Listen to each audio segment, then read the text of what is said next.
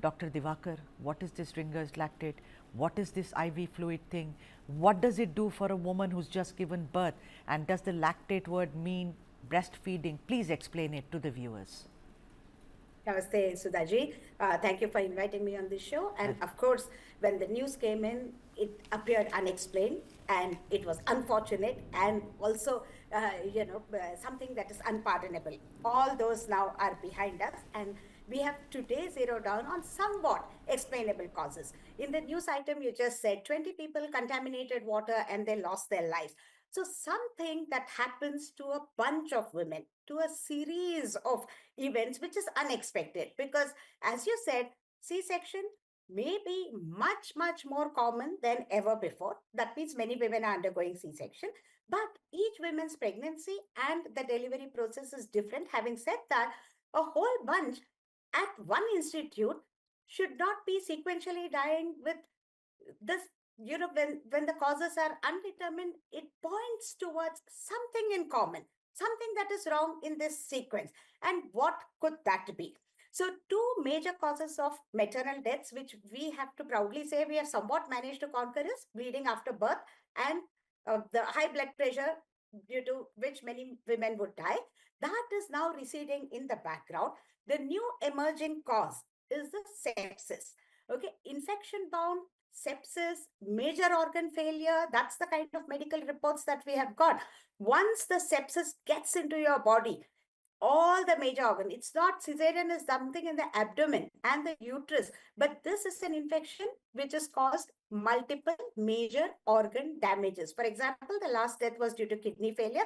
That means the heart, the kidney, the liver, the lungs, everything is affected. And how can that happen? Medically speaking, if there is a gross uncontrolled infection running in your body, okay, then all the organs are fired and it's very, very difficult to get them out in this era. Especially, what do you do for infection? One is infection control. The operation theater should have a asepsis and a sterile, which again everybody is paying a lot of attention after the COVID time. Personally, and in the infrastructure, the infection control is high on everybody's radar. But once the infection seeps into your body, you can only give the antibiotics. And what is the situation of an antibiotic today?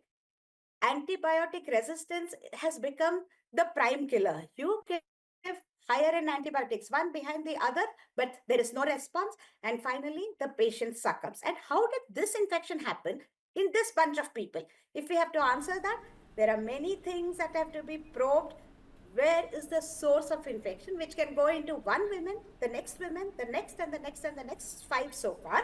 Okay. And the commonest zero down situation which has been brought to everybody's notice, probably the IV line which was given. And IV said the disposable plastics are there, that is a one use and throw. Right. So that is not the thing. In the solution, if there is a contamination, if there is, sometimes, always the staff nurses check the solution. Very, very occasionally there's some particle, some fungal type of thing, they just discard it. If nothing is seen. But it's not the job of the doctors or the nurses, right? It's about the supplier and someone who was buying this. Exactly. There is no dereliction of duty on the part, part of the nurses. So we have to clarify that, No. Sometimes, that's why I said, everybody checks, like how we check for blood transfusion, like that we check the grossly the IV bottles. If there is a gross obvious contamination, obviously we will discard it. But if there's nothing that is seen and business as usual, you all have right, let me come, Dr. and you Hema, give the IV fluid. Dr. Right? Hema, I'll come back to you. Dr. Hema, I'll come back to you because I also want to know why this is given, but let me also introduce other guests. Satyaprakash ji, what is this? This is obviously a shame, a terrible shame for no fault of theirs. Childbirth is the easiest thing. Talking to a woman who's had 2 C-sections. Easiest possible thing, you're healthy, you go, you give birth. This is such a shame, sir. And Karnataka, which talks about great healthcare system, let me read out something to you, Satya. Earlier, all 192 batches supplied by the said company were temporarily frozen by KSM, SCL, even though only 2 batches were declared not of standard quality this year by the Drugs Control Department. All I am trying to ask you, Satya ji, is that someone made a big mistake by not checking this from that Bongo Pharmaceutical Company in West Bengal. Hi, Sudha. I'm Hi. not here to do any politics. I'm here to talk, what Hema said. Dr. Hema said a very valid point that there are a lot of checkpoints, especially in drugs. Since I also did my, initial stage, I was with pharma companies. There is a chance that few contamination will happen. That is why the nurses check, especially the IV fluids. You know, this is such a shock, really. He says that, I know, I'm not here, none of us are here trying to apportion blame or, say, okay, you did it, I did it. The thing is, 5 women are dead, their newborns are there without a mother.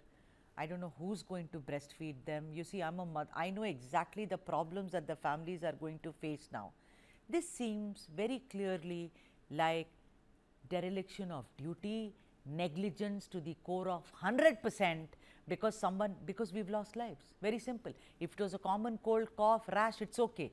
But these women are dead, and healthy women, young women, and of multi-organ failures, Dr. Gowda. Thank you, Sudama. It's quite appalling and farcical that we often promote institutional deliveries just to reduce the maternal mortality rate. We often say to reduce maternal mortality rate, institutional delivery should happen. In contrast to that, maternal deaths have happened in the institutions, renowned institutions like Vijayanagar Institution of Medical Sciences under the callous Congress dispensation. It shows the callous nature of the government and also the dilapidated condition of that setup, the governmental setup, that maternal mortality has occurred. Might be because of acute kidney disease or multiple organ failure. Multiple organ failure occurs, as the doctor rightly has pointed out, because of sepsis in the operational theater or a neglected post-operational care. That has been, we cannot completely rule out the human errors in that. The government has really failed out to point out where was the problem really lies in. But it is quite appalling and farcical, as I've already told you. This shows the dilapidated state of the conditions of the hospitals, the government and hospitals.